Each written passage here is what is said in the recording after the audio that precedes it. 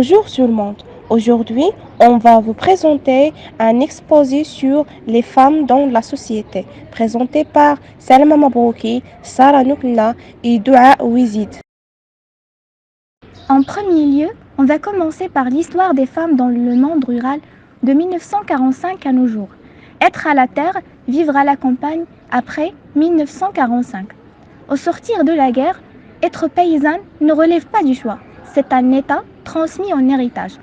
Dans un contexte de reconstruction nationale et de nécessité de nourrir toute une population, les campagnes sont un lieu stratégique pour la France. Qu'en est-il de la place de ces Françaises tout juste munies du droit de vote, qui dans l'obscurité jouent un rôle essentiel dans la production agricole? On y fait un travail quotidien, dans l'ombre que réalisent ces paysannes.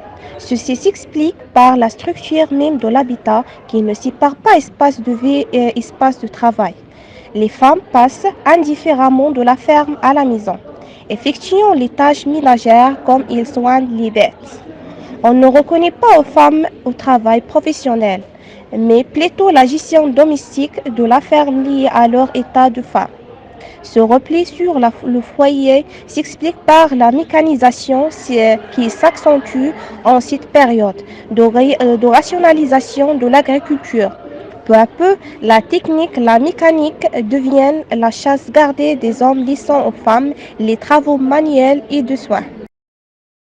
Vu les conditions de travail pénibles, il ne faut pas alors s'étonner de voir partir en nombre les jeunes filles, préférant tenter leur chance en vie plutôt que de vivre comme leur mère. Cette période d'exode rural est accentuée par un vaste mouvement de rembrement et de concentration des terres. Engagement et modernisation, les prémices d'une reconnaissance, la GACF.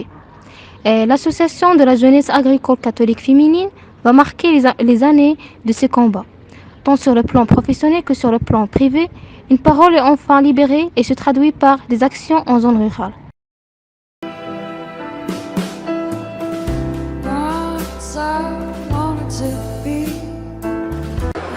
C'est vrai que la femme, elle est comme l'homme, elle a tous les droits de faire ce qu'elle veut, mais pour qu'elle ne soit pas mal vue, elle doit modérer ses désirs et ses exigences.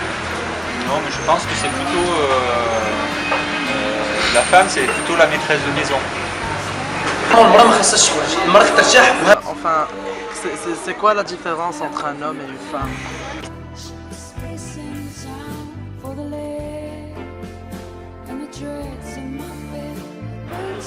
Donc la femme marocaine n'est pas respectée à 100%. En quelque sorte.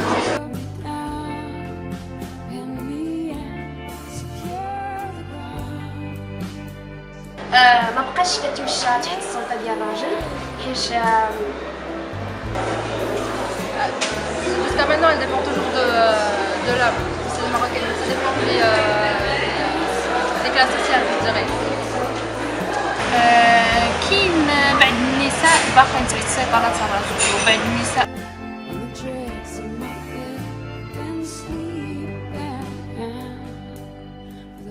La réponse est non.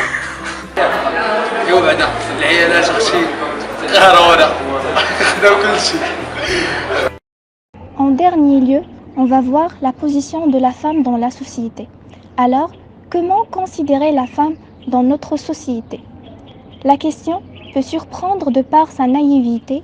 En effet, qui ne dirait pas que la femme doit avoir une place égale à celle de l'homme dans la vie sociale.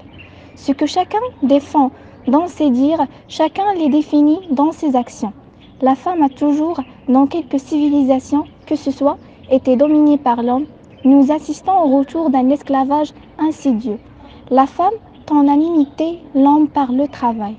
Le travail confère l'autonomie financière à la femme depuis 1940, date à laquelle elle fait apparition dans un monde jusqu'alors réservé aux hommes. Diverses exemples permettant de démontrer la suprématie de l'homme. Merci pour votre attention.